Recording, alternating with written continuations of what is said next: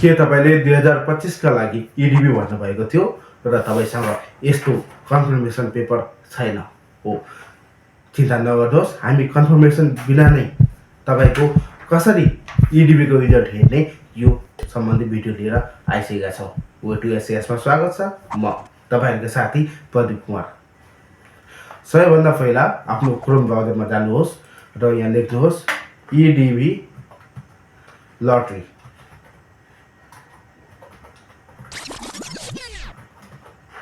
यस्तो लेखिसकेपछि अब हेर्नुहोस् इलेक्ट्रोनिक डाइभर्सिटी भिसा, जुन ईडीबी को गभर्नमेन्ट वेबसाइट छ त्यो यहाँ आइसकेको छ। अब त्यहाँ ओके गर्नुहोस्। त्यहाँ क्लिक गरेपछि इन्टरफेस तपाईको यस्तो आउँछ। त्यसपछि आउनुहोस् चेक स्ट्याटसमा थिच्नुहोस्। चेक स्ट्याटसमा थिचिसकेपछि कन्टिन्यूमा थिच्नुहोस्। कन्टिन्यू थिचिसकेपछि अब यहाँ हेर्नुहोस् कन्फर्मेसन लेटर छ। अब तपाईसँग यस्तो कन्फर्मेसन यस्तो हेर्नुहोस्, यस्तो पेपर छ भने तपाईको यहाँ हेर्नुहोस् कन्फर्मेसन नम्बर भनेर लेखेको छ। कन्फर्मेसन नम्बर यहाँ यो कन्फर्मेसन नम्बरमा थिच्नुहोस्। कन्फर्मेसन नम्बर छ भने है, छैन भने म तपाईलाई त्यो पनि तरिका सिकाउँछु। कन्फर्मेसन थिच्नुहोस्। त्यसपछि फ्यामिली को लास्ट नेम, तपाईको लास्ट नेममा के छ, अधिकारी, पौडेल, समथिङ के छ त्यो लेख्नु होला। त्यसपछि डेट अफ बर्थ इयर, कुन इयर हो तपाईको, 1994, 1993 कति हो त्यो लेख्नु होला। त्यो लेखिसकेपछि यहाँ एउटा क्याप्चा छ।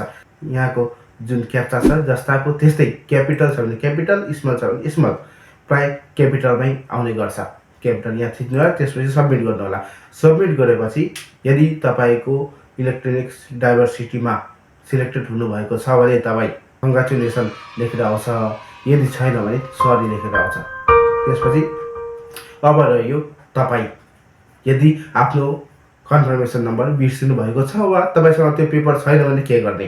त्यो पेपर छैन भने तपाई यहाँ हेर्नुहोस् कन्फर्मेसन नम्बरको तलपट्टि फर्गेट कन्फर्मेसन नम्बर छ, त्यहाँ थिच्नुहोस्।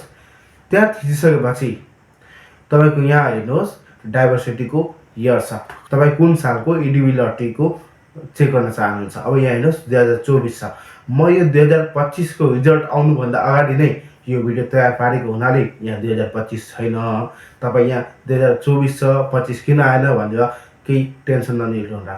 अब यहाँ 2024 छ, तपाई यो भिडियो हेर्दा त्यहाँ 2025 आइसकेको हुन सक्छ, त्यो थिच्नु होला। त्यसपछि यहाँ हेर्नुहोस् लास्ट नेम, लास्ट नेम थिच्नु होला। लास्ट नेम थिचिसकेपछि फर्स्ट नेम, त्यसपछि मिडल नेम। यदि तपाईको मिडल नेम छैन भने यो मिडल नेममा नो मिडल नेममा टिक लाउनु होला।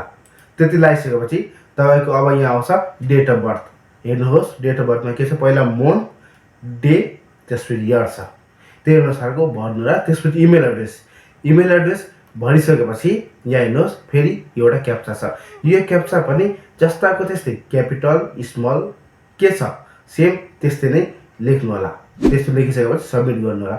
सबमिट गरिसकेपछि यदि तपाईको परिसकेको छ भने त्यहाँ कङ्ग्रेचुलेसन आउँछ, यदि परेको छैन भने सरी लेखेर आउँछ। हस् त, धन्यवाद। तपाईलाई यो भिडियो कस्तो लाग्यो, यदि मन पर्यो भने लाइक, कमेन्ट, शेयर गरिदिनु होला। हामीसँग कुनै पनि अनलाइन सम्बन्धी परामर्शहरू लिन चाहनुहुन्छ भने व्हाट्सएप नम्बरमा सम्पर्क गर्नु होला। हस् त, धन्यवाद। फेरि भेटौँ अर्को भिडियोमा।